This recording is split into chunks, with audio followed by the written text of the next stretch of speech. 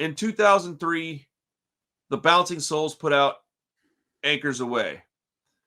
That is probably their what do you call it? Their thing. They're like, there's a word for it. Their masterpiece, I guess. Like this is their apex, their defining album. Yeah, bro. Like the Bouncing Souls will always be important to me because it's one of the few things that my dad helped me acquire and kind of almost introduced me to. I think he was like on forums back in the late 90s trying to find Rancid stuff for me and heard about this band and like printed up. Like it was weird how he did it. He had a whole binder made up for me. My dad was flawed, but there was a few things he did that like really, really helped and changed me and kind of molded me into who I am.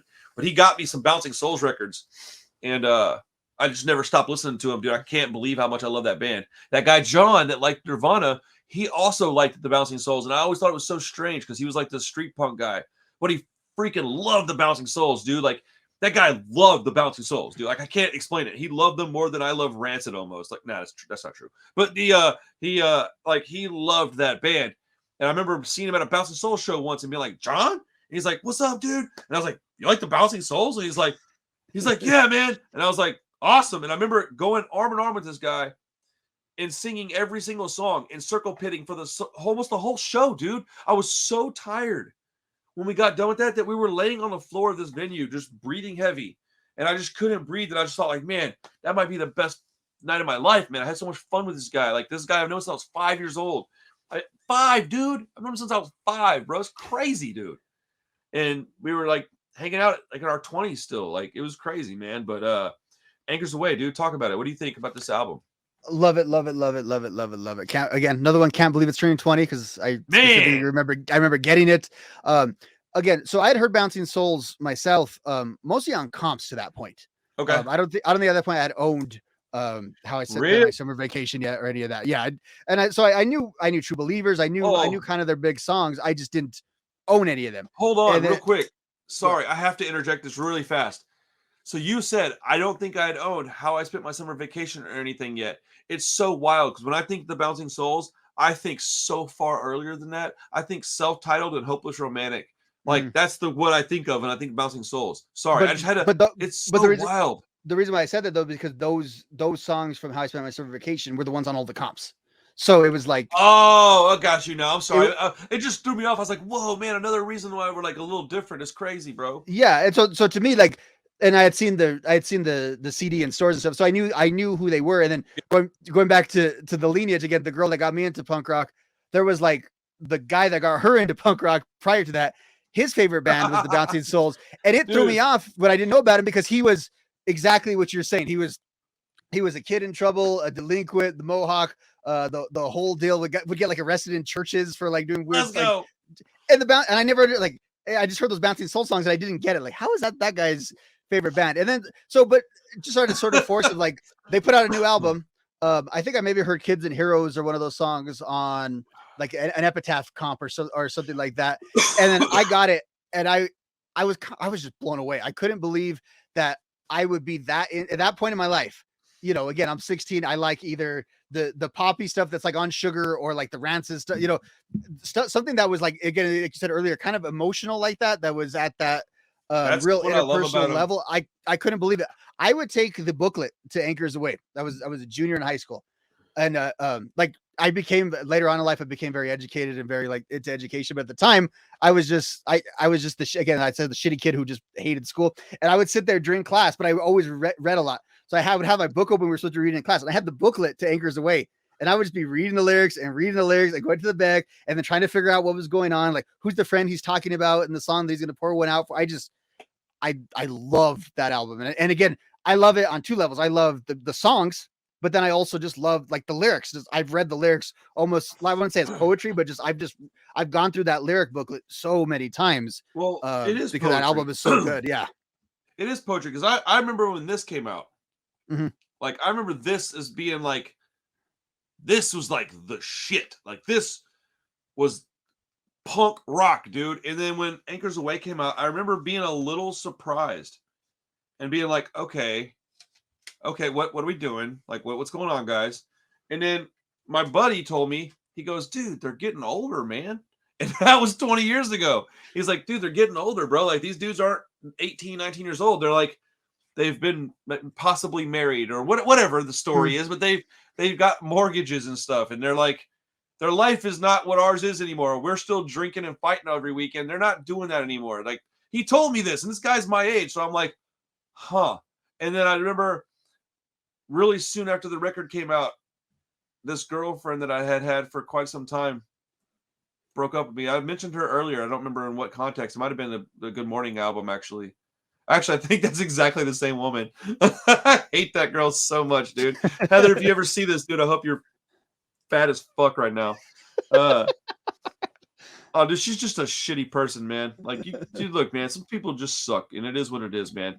But I remember hearing that song, Goodbye to Me and You, Goodbye to the Life We Knew. And I remember sitting on my stairs outside with a Discman on. Bro, I'm a big whiny baby, y'all, so you're going to do me talking about crying all the time. I cry all the time. I don't give a shit. Sit outside, smoking a cigarette, and listening to the Bouncing Souls CD. And I started off at, like, the beginning of it, right? And somehow, by the time I got to that song, she had just texted me something. And was like, yo, I don't ever want to get, like, something like, you know, like, basically it's like stamping the end of our relationship. Like, it was over with. And that song hit me, dude. And I'm telling you, dude, I can remember my tears hitting that Discman. And it going splat, splat, splat, splat. As I'm listening to it, singing it, smoking. And just cigarette, cigarette, cigarette. Just splat, splat. And I wasn't like heaving. But it hurt, man. It hurt because I put in time with that woman, dude. I did things for her that I've never done for anybody else, including my wife, man. I did things for her that was, like, in hindsight, real stupid because it was so selfless that it was stupid. It was dumb. Like, what was she ever going to do to appreciate the things that I was doing? Nothing. So, like, you know, I do appreciate good old rah-rah punk rock, but I do think there's a place for emotional punk rock. I don't like emo necessarily. I don't hate it. I just don't like it necessarily. Yeah, I'm the same way. Bouncing Souls and Alkaline Trio and Gaslight Anthem and bands like that can still give you grown man feelings. Because I think that's what it is. It's grown man feelings. I don't want to have whiny baby feelings. I want grown man shit. And I'm a grown man. And I behave like a grown man. And maybe that's part of from being from the South, maybe. I just have this, like, it's cool to be emo and emotional and whatever. I don't have a problem with it. I talk about crying freely. It doesn't bother me. I don't get embarrassed by it. But even back then, like, I would cry. I wasn't ashamed of it, but I still did man shit. I had a broken heart, but I still got up and went to work. Like, I still got up and went to shows. And I mean, bro, I mean, I'm fixing to put out an EP of my old band. Bro, wait till you hear this, dude. A, I think you're going to like it. B, listen to the lyrics, you're going to laugh and be like, this poor bastard was going through some shit, because every single song is about a girl. Like, and it's like, it's rough, man. But, Anchors Aweigh is a 10 out of 10 bona fide classic, perfect album. Gets better with time too. It does. Because again, what we talked about earlier with when I talked about the Atari's record, I also have that with this album because again, I'll go back to it and there's a lot of that stuff I maybe didn't get. Like, I got the vibe of it, you know, but again, I was 17. So like, what, you know, the goodbye, like, cool. Me and my girlfriend just broke up. We'll see each other at lunch tomorrow. Like, so it resonated with me at the time. But I wasn't seeing her at lunch tomorrow. That's for sure. Now I hear those songs and I'm like, holy shit, because again, they were like closer in age to what I am now when they wrote that stuff. So it's again, they were grown-ups. I saw them last year in Phoenix, and not that I wasn't looking forward to them, but it was, you know, it was them, NoFX, Lagwagon, Me First and the Gimme, and it was a lot of bands. So like, I was happy the Bouncing Souls were there, but I wasn't necessarily focused on them. But then they started playing, and I ran out there, and I freaked out how many songs from this album they played, just because it's a lot more slower tempo and stuff, you know, than some of their others. So you put this next to Hopeless Romantic or the soccer song and stuff, and it kind of has like a different vibe. But I was like, okay, this album though really resonated with a lot of people because everyone there, you know, these people that were all here to see Lagwagon and NoFX are still singing along to every word. I love this conversation we're having, man. I can't imagine going to that show and giving a shit about any band but Bouncing Souls. I mean, NoFX is cool. If I went to that show, it would be for the Bouncing Souls. Bouncing Souls. Yeah. I love, dude, the Bouncing Souls.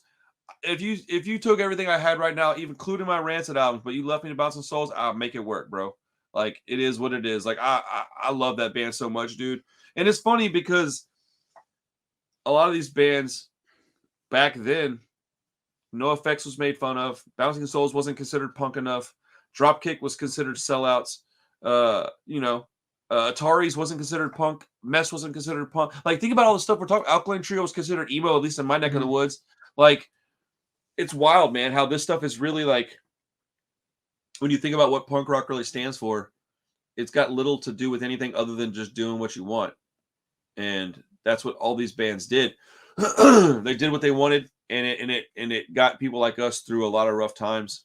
A lot of I mean, almost every band we've mentioned still basically tours from the legacy, largely from this era that we're talking about here. For these bands that, you know, not all of it, obviously, a lot of, you know, NoFX has plenty of catalog before that. Bouncing Souls and Alkaline Trio have plenty before it, but and I don't know if it was just the time and place too in the early 2000s where there were guys like your age, right, who were becoming adults, who started to have their own money and stuff, who started spending on this stuff. And so in this era, I look at those bands because I said, like, maybe I don't know, maybe like Teenage Bottle Rocket. They were like the current band at the time and they were super new.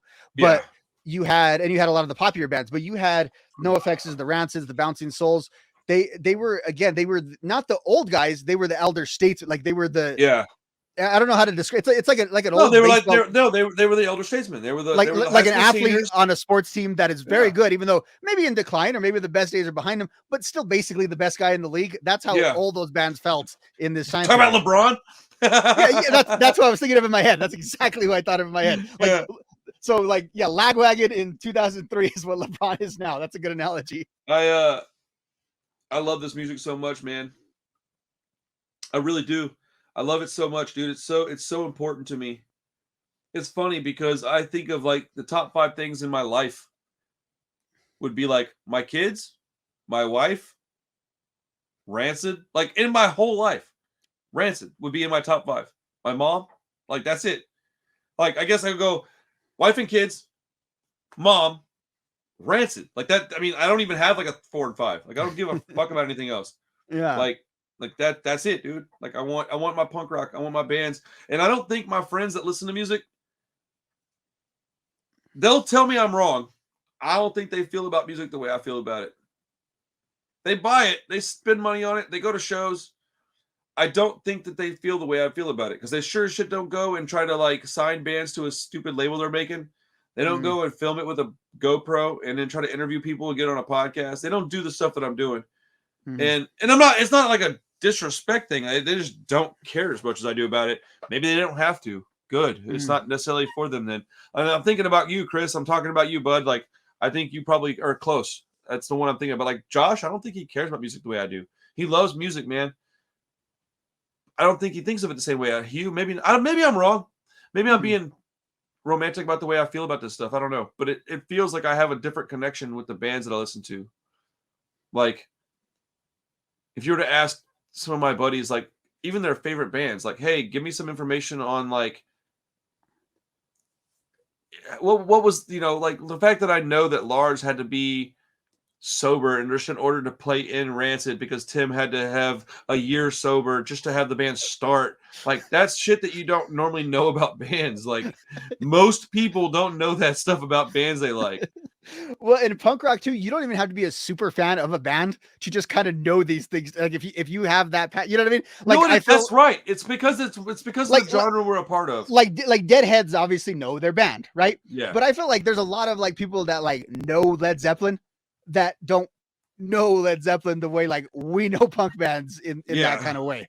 And again, it's not a gatekeeping thing or a super knowledge thing. It's just stuff like you're saying, like the point is of I think if you're into punk and you're still into punk, that it imprints in your brain in a way that nothing else in culture really can. And I can't really describe why it does that or how it does that, because people come to it for different reasons and people like a lot of different styles of it. But there's a common thread of people who like punk rock that it has this imprint on them, and it does what art's supposed to do, right? Like, you know, you see a good piece of art and it makes you smell what you smelled at the time. That's kind of what punk rock is for me. So especially we're talking about this 2003 stuff. Like, again, I was 16, I was 17. That's very formative years. In you know, see, when we hit the 25-year stuff, that's how I'm going to be feeling. I'm going to have the 98 stuff. Yeah, I'm going to have the same exact feeling for that because that's when I turned 16.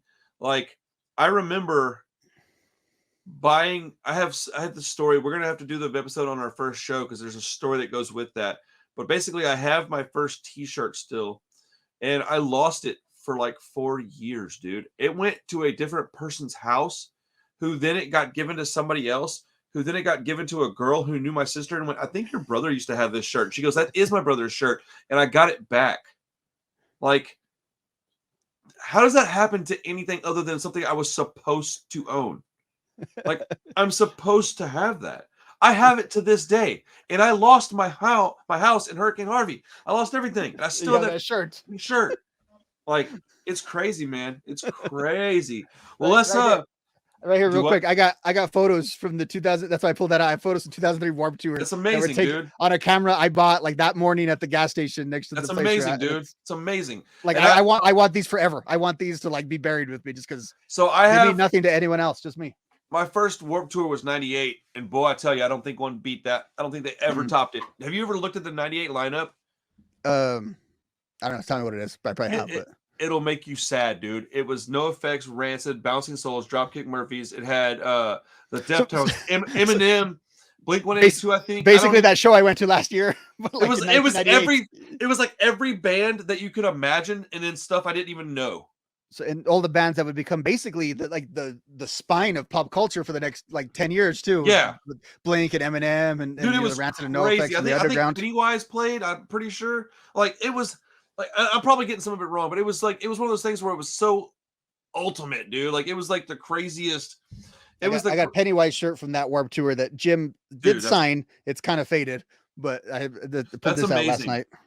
I love Pennywise so much, dude. Hold on, I'm looking this stupid lineup up real quick, and then we still have a few minutes to go. Man, this is taking forever. This is awesome. I'm having like the most fun I've had in a long time.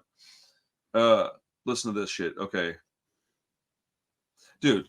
Bad Religion, Rancid, NoFX, Save Ferris, Cherry Poppin' Daddies, The Specials, The Reverend Horton Heat, Deftones, Unwritten Law, Tilt, The Living End, Hepcat, Aquabats, MXPX, All, Voodoo Glow Skulls, H2O, No Use for a Name, Less Than Jake, Mad Caddies.